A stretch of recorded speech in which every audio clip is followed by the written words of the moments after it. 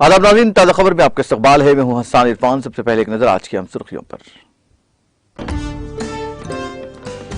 Telangana assembly में माली साल 2023-24 के सालाना बजट की पेशकशी। वजीर फाइनेंस हरीश राव ने 2,90,396 करोड़ रुपए का रियासती बजट किया पेश।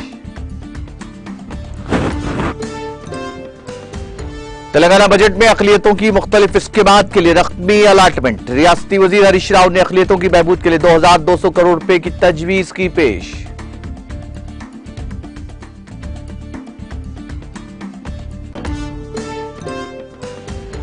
तीन हाई कोर्ट्स के लिए 13 एडिशनल जजेस की तकर्री का नोटिफिकेशन जारी। सर जमहूरिया मरमू ने 2 जुडिशल ऑफिसरान और 11 बुकला को एडिशनल जज मुकर्रर करने की दी इजाजत।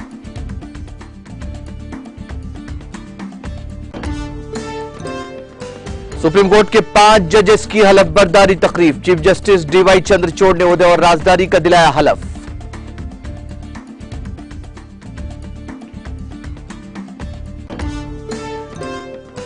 दिल्ली म्यूनिसिपल कॉर्पोरेशन के लिए मेयर का इंतखाब फिर एक बार टला। हंगामा राई के बायस साहबान की कार्रवाई मुलतवी।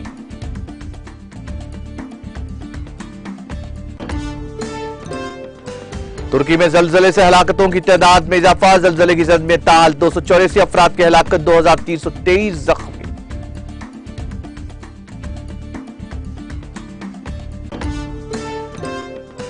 ज़ेलेंस्की ने 200 रूसी जौहरी सनती कंपनियों पर आयत की पाबंदी आयद करने वाले हुक्मनामे पर किए दस्तखत।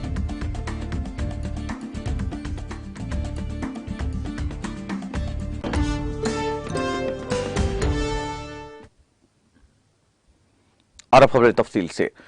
वजीर फाइनेंस हरीश राव ने कानून साज असेंबली में माली साल 2023-24 का सालाना बजट पेश किया। 2,90,396 करोड़ रुपए का रियासती बजट तजवीज किया गया। रेवेन्यू अखराजात 2,11,685 करोड़ रुपए रखे गए। इस बजट में अक़लियतों की बहबूद के लिए 2,200 करोड़ रुपए की तजवीज रखी गई है। अपनी बजट तकरीर में हरीश राव ने कहा कि वजीर आला KCR की मुतहर्रिक क़यादत में तेलंगाना ने 8.5 साल की मुख्तसर मुद्दत में अहम तरक्की हासिल की है। फलाह बहबूद और तरक्की दोनों में तेलंगाना एक रोल मॉडल है। पूरे मुल्क के लिए हम दावा कर सकते हैं कि जो भी तेलंगाना में लागू किया जा रहा है उस पर पूरी तरह अमल किया जा रहा है। तेलंगाना का मॉडल जो इंसानी हमदर्दी, तामीरी सोच, मुस्तकबिल की मनसूबाबंदी और शफाफ इंतजामिया के नुक्ता नजर को एकजा करता है, को कौमी और बैनुल-अक़वामी सतह पर पजीराई मिल रही है। मुआशी सुस्तरवी से पैदा होने वाले मसाइल के बावजूद और कोरोना वबा के दौरान उनके मनफी असरात का मुकाबला करने में कामयाब हुआ और एक मजबूत मुआशी ताकत बनकर उभरा। सिर्फ तेलंगाना हुकूमत ही इसको मौसर तरीके से निपटने में कामयाब रही। बुरहान की मुद्दत के दौरान भी मईशत और फलाही प्रोग्रामों को बड़े पैमाने पर नाफिज किया गया। तमाम तबकात की ख्वाहिशात के मुताबिक शहरी और देही तरक्की को यकसा अहमियत दी गई। तेलंगाना जामे तरक्की के साथ आगे बढ़ रहा है। रियासत की तश्कील के वक्त मईशत काबिल रहम हालत में थी। तेलंगाना की तश्कील से पहले के 2 सालों में रियासत में सालाना औसत GSDP की शरह-नमू सिर्फ 12% थी। GDP की तरक्की 13.4% से कम थी। रियासत की तश्कील के बाद वज़ीर आला के सख्त मालियाती नज़्म-ओ-ज़ब्त, मौसर और प्रोग्राम्स की वक्त पर अमलावरी पर तवज्जो मरकूज की गई है और GSDP में इजाफा रिकॉर्ड किया गया। Now I request the Minister for Finance, Sri T. Harish Rao, to present the annual financial statement budget for the year 2023-24. అధ్యక్ష, గౌరవ ముఖ్యమంత్రి శ్రీ కల్వకుంట్ల చంద్రశేఖరరావు గారి సారథ్యంలో తెలంగాణ రాష్ట్రం 8.5 ఏళ్ల స్వల్పకాలంలోనే అత్యంత ప్రగతిశీల రాష్ట్రంగా రూపుదిద్దుకుంటున్నది. ప్రజా సంక్షేమంలోనూ అభివృద్ధిలోనూ యావత్ దేశానికి ఆదర్శప్రాయంగా నిలిచింది. తెలంగాణ ఆచరిస్తుంది, దేశం అనుసరిస్తుంది చెప్పుకునే స్థాయికి చేరుకున్నది. ఇది రాష్ట్ర ప్రజలందరికీ గర్వకారణం. మానవీయమైన దృక్పథం, నిర్మాణాత్మకమైన ఆలోచన, దార్శనికమైన ప్రణాళిక రచన, పారదర్శకమైన పరిపాలన, వీటన్నింటి మేలు కలయిక అయిన తెలంగాణ మోడల్ నేడు జాతీయ అంతర్జాతీయ స్థాయిలో మన్ననలను పొందుతున్నది. ఆర్థిక మాంద్యం, కరోనా వంటి సంక్షోభాలు ఎదురైనప్పటికీ తట్టుకొని తెలంగాణ బలీయమైన ఆర్థిక శక్తిగా నిలబడగలిగింది. సంక్షోభ సమయాల్లోనూ సమర్థవంతమైన ఆర్థిక నిర్వహణ చేస్తూ ప్రజా సంక్షేమ పథకాలను భారీ ఎత్తున నిరాటంకంగా అమలు చేయగలగడం తెలంగాణ ప్రభుత్వానికి మాత్రమే సాధ్యమైంది. రాష్ట్రంలోని అన్ని సామాజిక వర్గాల ప్రజల ఆకాంక్షలకు అనుగుణంగా గ్రామీణ, పట్టణ, నగర ప్రాంతాలకు ప్రాధాన్యతనిస్తూ సమగ్ర అభివృద్ధిని సాధిస్తూ ముందుకు సాగుతున్నాం. అప్రతిహతంగా కొనసాగుతున్న తెలంగాణ ప్రగతి ప్రస్థానంలో భాగంగా 2023-24 ఆర్థిక సంవత్సర వార్షిక బడ్జెట్ను ప్రవేశపెడుతున్నాను. నాకు ఈ సదవకాశం కల్పించిన గౌరవ ముఖ్యమంత్రి గారికి హృదయపూర్వకంగా కృతజ్ఞతలు తెలియజేస్తున్నాను. తెలంగాణ ఏర్పడే నాటికి రాష్ట్ర ఆర్థిక పరిస్థితి దయనీయంగా ఉండేది. రాష్ట్ర ఏర్పాటుకు ముందు 2 ఏళ్లలో జీఎస్డీపీ వార్షిక వృద్ధి రేటు 12% మాత్రమే. ఇది జాతీయ వృద్ధి రేటు అయిన 13.4% కంటే తక్కువ. రాష్ట్రం ఆవిర్భవించిన తర్వాత గౌరవ ముఖ్యమంత్రి కేసీఆర్ గారు పటుతరమైన ఆర్థిక క్రమశిక్షణతో పటిష్టమైన కార్యాచరణ చేపట్టడం వల్ల జీఎస్డీపీ క్రమేణా పెరుగుతూ వచ్చింది. ప్రభుత్వ ఆదాయాన్ని అత్యధికంగా పెట్టుబడి వ్యయానికి వినియోగించడం, అభివృద్ధికి సంక్షేమానికి సమ ప్రాధాన్యం ఇవ్వడంతో సమ్మిళిత అభివృద్ధి సాకారమవుతున్నది. ఈ అభివృద్ధి మోడల్ గురించి ఊరు వాడ ప్రతి రాష్ట్రంలోనూ విశేషంగా చర్చ జరుగుతున్నది. తెలంగాణ మోడల్ అభివృద్ధి యావత్ దేశంలోనూ రావాలని ప్రజలు కోరుకుంటున్నారు. 2014-15 నుంచి 2019-20 వరకు రాష్ట్ర వార్షిక జీఎస్డీపీ వృద్ధి రేటు 13.2% పెరిగింది. ఇదే సమయంలో దేశ జీడీపీ వృద్ధి రేటు 10.2% తగ్గింది. కరోనా వల్ల ఏర్పడిన సంక్షోభం ప్రపంచ ఆర్థిక వ్యవస్థను కుదిపేసింది. ఈ సంక్షోభం నుంచి తెలంగాణ ఆర్థిక వ్యవస్థ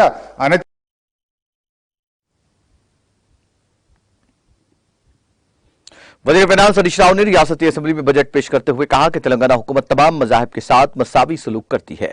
समाज के किसी भी तबके के साथ इम्तियाज नहीं किया जाता। सरकारी प्रोग्रामों के फायदे के तमाम के लिए दस्तयाब हैं। तेलंगाना की तश्कील से पहले पेशरू हुकूमतों ने अक़लियतों की बहबूद के लिए सालाना 300 करोड़ रुपए भी सर्फ नहीं किए थे। तेलंगाना की तश्कील के बाद अक़लियतों की बहबूद के लिए हुकूमत ने 8,581 करोड़ रुपए खर्च किए हैं। साल 2021-22 में 1286 करोड़ रुपए की रकम खर्च की गई। हुकूमत साल 2014 से मुस्लिम लड़कियों की शादी के लिए शादी मुबारक स्कीम पर अमल कर रही है। गुज़िश्ता 8.5 वर्षों में 2,32,713 लड़कियों की शादी के लिए 1,903 करोड़ रुपए खर्च किए गए। गरीब इस्तेफादा कुनिंदगान के मुतालबे में इजाफे के सबब 450 करोड़ रुपए की तजवीज रखी गई। इनमें इजाफी 150 करोड़ रुपए की रकम शामिल है।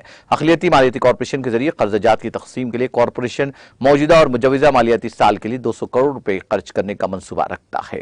पेशरो बजट के बरखिलाफ इसमें 239 करोड़ रुपए का इजाफा किया गया है। हुकूमत ने अखिलती मालियाती कॉरपोरेशन के जरिए गरीब मुस्लिम खवातीन में 20,000 सलाई मशीनों की तकसीम का फैसला किया है। रियासत में अखिलती तालीमी इदारों की तादाद दूसरी रियासतों से ज्यादा है।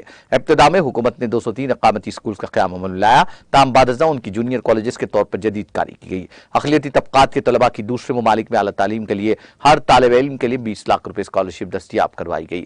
तमाम मज़ाहिब के त्योहारों के मौके पर गरीबों में तोहफ़ की तकसीम की गई। रमजान के दौरान 4,50,000 गरीब मुसलमानों में नए कपड़ों की तकसीम अमल में लाई गई और ईसाई तबके में खुसूसी तोहफे के तौर पर 3 लाख कपड़ों की तकसीम की गई। बदकम्मा फेस्टिवल के मौके पर हुकूमत ने खवातीन में साड़ियों की तकसीम की। अखिलियतों के लिए 2,200 करोड़ रुपए के बजट की तजवीज रखी गई।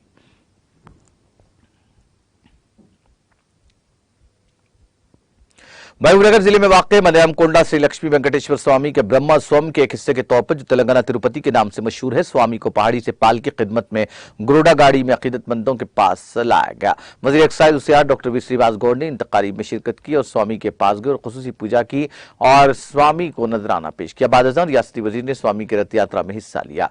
जिला और दीगर रियासतों से हजारों की तादाद में अकीदतमंद स्वामी के दर्शन करने, उनकी पूजा करने पहुंचे।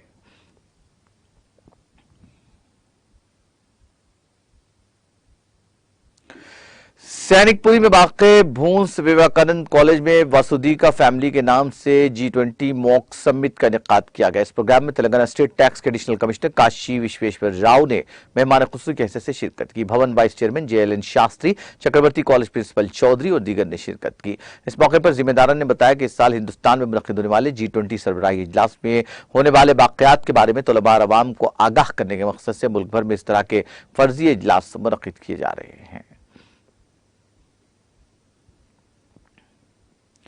सीने में दर्द के नतीजे में बस ड्राइवर बस से कूद पड़ा, जिसके नतीजे में बस उलट गई और बाद मुसाफिरीन जख्मी हो गए। यह हादसा कुमरम्बी आसिफाबाद में पीर की सुबह पेश आया। यह RTC super luxury bus Asifabad से हैदराबाद की सब जा रही थी कि इसके ड्राइवर को अचानक सीने में दर्द हुआ, जिसके साथ ही ड्राइवर अचानक चलती बस से कूद पड़ा, जिसके नतीजे में बस उलट गई और बस बाद मुसाफिरीन जख्मी हो गए। इन जख्मियों को इलाज के लिए जिला मुस्तकिल में वाक़ सरकारी अस्पताल मुंतकिल किया गया। मरकजी हुकूमत ने पीर को 3 हाई कोर्ट्स के लिए 13 एडिशनल जजेस की तकर्री का नोटिफिकेशन जारी किया है। मरकजी वजारत कानून इंसाफ के महकमा इंसाफ की तरफ से जारी करदा अलहदा सरकारी नोटिस के मुताबिक सदर जमहूरिया द्रौपदी मुर्मू ने 2 जुडिशल अफसरान और 11 बुकला को एडिशनल जज मुकर्रर करने की इजाजत दी है। नोटिफिकेशन के मुताबिक इलाहाबाद में 6, मद्रास में 5 और कर्नाटक हाई कोर्ट में 2 एडिशनल जजेस की तकर्री की गई है। इलाहाबाद हाई कोर्ट में एडिशनल जज के ओहदे पर सैयद कमर हुसैन रजवी, मनीष कुमार निगम, अनिश कुमार गुप्ता, नंद प्रभा शुक्ला, कश्तेज शैलेंदर और विनोद दिवाकर को मुकर्रर किया गया है।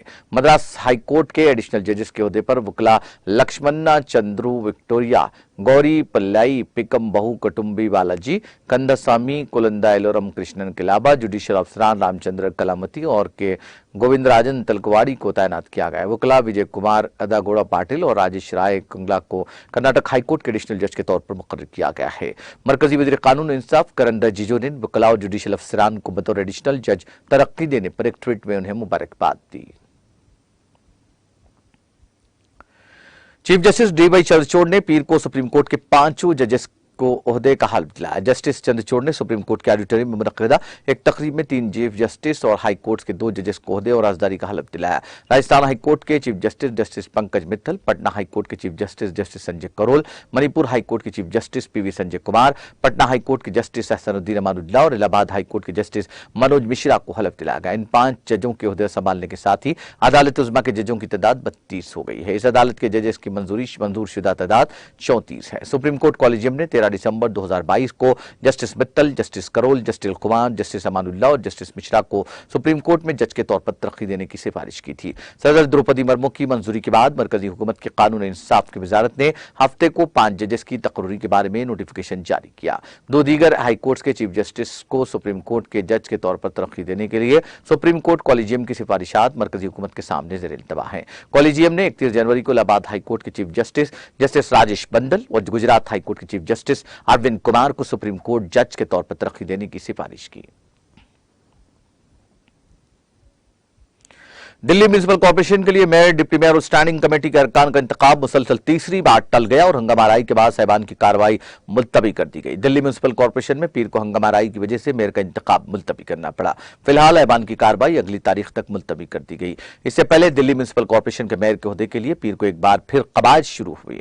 ऐवान का इजलास शुरू होते ही प्रिजाइडिंग ऑफिसर सत्य शर्मा ने ऐलान किया कि मेयर, डिप्टी मेयर और स्टैंडिंग कमेटी के अरकान का इंतखाब एक साथ होगा और इसमें नामजद अरकान भी वोटिंग में हिस्सा लेंगे। वोटिंग में हिस्सा लेने के लिए नामजदगियों के ऐलान के बाद आम आदमी पार्टी ने हंगामा शुरू कर दिया। बीजेपी और आम आदमी पार्टी अरकान की नारेबाजी की वजह से ऐवान की कार्रवाई 10 मिनट के लिए मुलतवी की गई। ऐवान की कार्रवाई दोबारा शुरू होने पर भी हंगामा शुरू हो गया, जिसके बायस ऐवान की कार्रवाई मुलतवी की गई।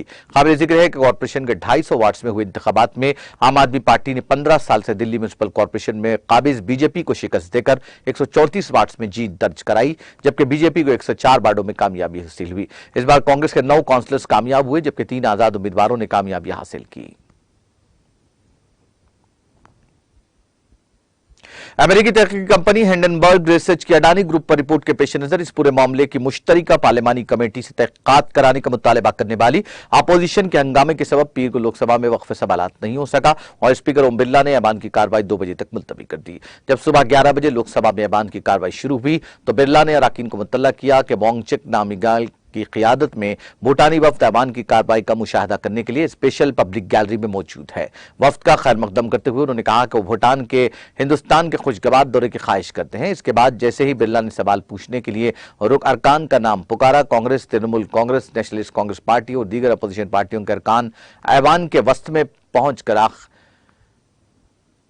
नारेबाजी करने लगे। वो पूरे मामले की जेपीसी इंक्वायरी का भी मुतालबा कर रहे थे। अपोजिशन अरकान बीच बीच में नारेबाजी करते रहे। लोकसभा स्पीकर ने अरकान से कहा कि ऐवान का इजलास बहुत अहम है, सदर के खिताब पर बहस होनी है और दीगर अहम कानून साजी की कार्रवाइयां होनी है। ऐवान की कार्रवाई को मनसूबाबंद तरीके से मुलतवी करना मुनासिब नहीं है। उन्होंने कहा कि यहां अवाम के बुनियादी सवालात पर बहस होनी चाहिए, लेकिन हंगामे की वजह से ऐवान की कार्रवाई बार बार मुलतवी की जा रही है और अवाम सब कुछ देख रहे हैं। अपोजिशन जमातों के अरकान ने पीर को राज्यसभा में अडानी ग्रुप पर अमेरिकी तहकीकी कंपनी हिंडनबर्ग की बर्ग की रिपोर्ट पर बहस का मुतालबा करते हुए हंगामा किया, जिसकी वजह से ऐवान की कार्रवाई दोपहर 2 बजे तक मुलतवी की गई। सुबह 11 बजे ऐवान की कार्रवाई शुरू होने और जरूरी दस्तावेजात मेज पर रखे जाने के बाद चेयरमैन जगदीप धनखड़ ने उन्हें ज़ाब्ता 267 के तहत 10 नोटिस मौसूल होने की इत्तला दी, लेकिन कवायद के मुताबिक न होने से उन्हें मुस्तरद करने के ताल्लुक से भी बताया। उन्होंने कहा कि वो ज़ाब्ते के तय पाबंद है, इसलिए वो इन नोटिस को कबूल नहीं कर सकते। इसके बाद कांग्रेस, तृणमूल कांग्रेस, समाजवादी पार्टी, बाएं बाजू की पार्टियों, शिवसेना, आम आदमी पार्टी और दीगर कई पार्टियों के अरकान अपनी अपनी नशिस्तों के करीब खड़े हो गए और बुलंद आवाज में बोलना शुरू कर दिया। अरकान ने अपोजिशन लीडर मल्लिकार्जुन खड़गे को बोलने की इजाजत देने का मुतालबा किया। नोटिस देने वाले नुमाया अरकान में कांग्रेस के मल्लिकार्जुन खड़गे, Pramod Tiwari, communist party of India के विनय विश्रम, मार्क्सिस्ट कम्युनिस्ट पार्टी के एलाराम करीम, भारतीय राष्ट्र समिति के केशवर राव, डीएमके के तरुचि सिवा शामिल थे। इस दौरान धनखड़ ने कहा कि यह ऐवान बाला है, मुल्क के लोग चाहते हैं कि राज्यसभा की कार्रवाई उसूलों के मुताबिक चले। राज्यसभा ने पीर को अपने साबिक रुकन अब्दुल समद सिद्दीकी को खराज अकीदत पेश किया। ऐवान की कार्रवाई शुरू होते ही चेयरमैन जगदीप धनखड़ ने सिद्दीकी के इंतकाल की इत्तला दी। हाल ही में उनका इंतकाल हुआ था। वो कर्नाटक में पैदा हुए, उन्होंने कई तालीमी इदारे कायम किए। वो 1988 से 1994 तक राज्यसभा के रुकन रहे। धनखड़ ने कहा, सिद्दीकी के इंतकाल से मुल्क ने एक मुमताज माहिर तालीम और काबिल मुंतजिम को खो दिया है। बाद में अरकान ने एहतराम के तौर पर खामोश खड़े होकर सिद्दीकी को खराज अकीदत पेश किया।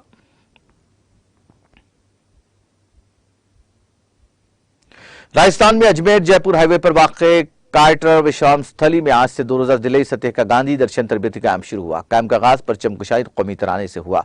अजमेर में वाक़े महात्मा गांधी जीवन दर्शन समिति के कन्वीनर साबिक़ एमएलए डॉक्टर गोपाल बहीती ने कहा कि कैंप में शुरका को गांधी के दर्शन से रोशनास कराया जाएगा, जिसमें मुल्क के नामवर गांधीयाई मुफक्किरीन अपने ख्यालात का इजहार करेंगे। तुर्की में ताकतवर जलजले से हलाकतों की तादाद बढ़कर 284 और जख्मियों की 2323 हो गई है। तुर्की के नायब सदर फवाद ओक्ताई ने पीर को यह इत्तला दी। ओक्ताई ने एक ब्रीफिंग में बताया कि इब्तदाई रिपोर्ट्स में मरने वालों की तादाद 76 और 440 जख्मी बताई गई थी, लेकिन अब तक 284 शहरी हलाक और 2323 जख्मी हो चुके हैं। Disaster and emergency management authority के मुताबिक रेक्टर स्केल पर 7.4 की शिद्दत का जलजला आज मुकामी वक्त के मुताबिक 4:17 पर सूबे कहरमान मराश में आया। इस झटके में पड़ोसी सूबों हाताय, आदाना, उस्मानिया, दारबकर, माल्तिया और सानेलारफा में भी महसूस किए गए। जलजले के बाद तुर्की में तबाही का मंजर है और कई अफराद जान की बाजी हार गए। इसके अलावा हमसाय मुल्क शाम में भी जलजले के शदीद झटके महसूस किए गए, जिससे यहां भी हलाकतों की इतलात हैं। तुर्की के एक अखबार पोस्टा ने इतला दी कि जनूबी तुर्की के सूबे गाजी अंतीब में वाक़े गाजी अंतीब का तारीखी खिराज जलजले से मुनहदिम हो गया। शाम में पीर की सुबह आए ताकतवर जलजले में कम से कम 111 अफराद हलाक और 500 से ज्यादा जख्मी हो गए। वजारत सेहत ने यह बात बताई। वजारत सेहत ने एक बयान में कहा कि हलब, लताकिया, हमा और तरतोस के सूबों में मजमूई तौर पर 111 अफराद हलाक और 516 दीगर जख्मी हो गए। इब्तदाई इत्तलात के मुताबिक जलजले के नतीजे में 99 अफराद हलाक और 334 जख्मी हुए थे। शाम की सरकारी खबर रसां एजेंसी सना ने इब्तदाई रिपोर्ट में कहा कि जलजले के नतीजे में 42 अफराद हलाक और 200 जख्मी हुए। यूक्रेन के सदर व्लादिमीर ज़ेलेंस्की ने रूस की सरकारी न्यूक्लियर पावर कंपनी रोस्टाम, उसकी माविन कंपनियों समेत मुल्क की 200 कंपनियों और कारोबारी सनतों पर पाबंदियां आयद करने वाले एक हुक्मनामे पर दस्तखत किए हैं। ज़ेलेंस्की ने इतवार की रात टेलीग्राम पर लिखा, रूस की जौहरी सनत के खिलाफ पाबंदियों के बारे में कौमी सलामती और दिफाई कौंसिल के फैसले को नाफिज कर दिया गया है। इस सनत के बारे में यह उनका हतमी फैसला नहीं है। सदर के दफ्तर से शाया होने वाली ज़ेलेंस्की के सरकारी हुक्म के मुताबिक पाबंदियों की फहरिस्त में रूसी रियासती जौहरी तवानाई कॉरपोरेशन, रोसाटम और उसके माविन कंपनियों समेत 200 कंपनियां और कारोबारी इदारे शामिल हैं। उन्होंने कहा कि पाबंदियां 50 साल की मुद्दत के लिए लागू की जा रही हैं। उनमें पाबंदियां या तिजारती कार्रवाइयों की मुकम्मल बंदिश, यूक्रेन की सरजमीन के जरिए वसाइल की आमदोरफ्त, परवाजों और ट्रांसपोर्ट की जुज़वी या मुकम्मल बंदिश शामिल है। तुर्की की हवाबाजी की कंपनी पेगासस एयरलाइंस और तुर्किश एयरलाइंस ने दारुल-हुकूमत अनकरा और अहम शहर इस्तांबुल में शदीद बर्फबारी की वजह से जुमला 370 परवाजें मनसूख कर दी हैं। स्पुतनिक के जरिए हासिल करदा फहरिस्त के मुताबिक पेगासस एयरलाइंस ने 6-7 फरवरी को तयशुदा मुतादिद शहरों के लिए जुमला 200 मुल्की और बैनुल-अक़वामी परवाजें मनसूख कर दी हैं। ये तमाम परवाजें सबीहा गोकसेन बैनुल-अक़वामी हवाई अड्डे से आने और जाने वाली थी। वहीं तुर्किश एयरलाइंस ने पीर को 170 परवाजें मनसूख कर दी। इनमें से 152 इस्तांबुल हवाई अड्डे के लिए और 18 सबीहा गोकसेन हवाई अड्डे के लिए मुकर्रर थी। इस्तांबुल और दारुल-हुकूमत अनकरा में शदीद बर्फबारी के बाइस पीर को स्कूल बंद कर दिए गए।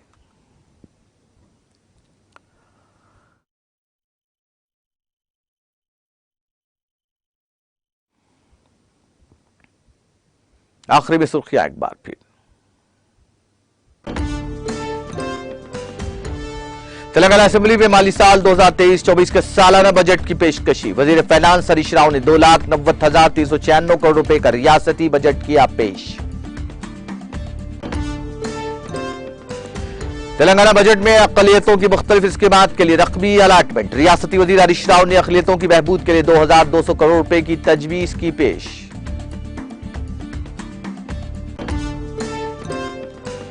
3 हाई कोर्ट्स के लिए 13 एडिशनल जजेस की तकर्री का नोटिफिकेशन जारी। सदर जमहूरिया मरमू ने 2 जुडिशल अफसरान और 11 बुकला को एडिशनल जज मुकर्रर करने की दी इजाजत।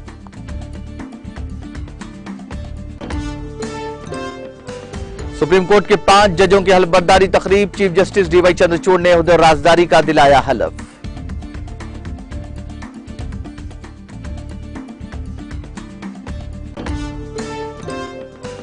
दिल्ली म्युनिसिपल कॉर्पोरेशन के लिए मेयर का इंतखाब एक बार फिर से टला। हंगामा आराई के बायस ऐवान की कार्रवाई मुलतवी।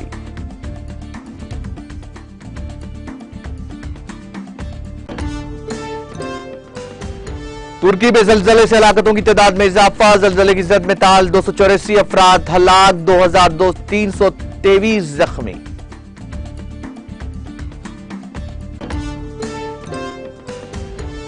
और ज़ेलेंस्की ने 200 रूसी जौहरी सनती कंपनियों पर आयद की पाबंदियां आयद करने वाले हुक्मनामे पर किए दस्तखत।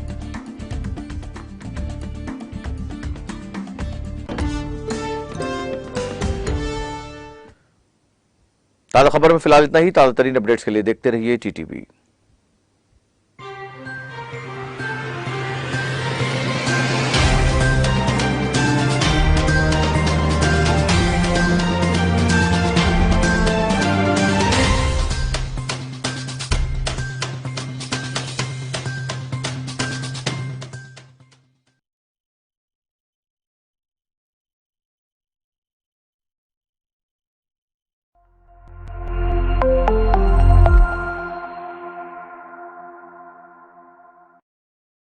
आपके मुकद्दर सफरे उम्रा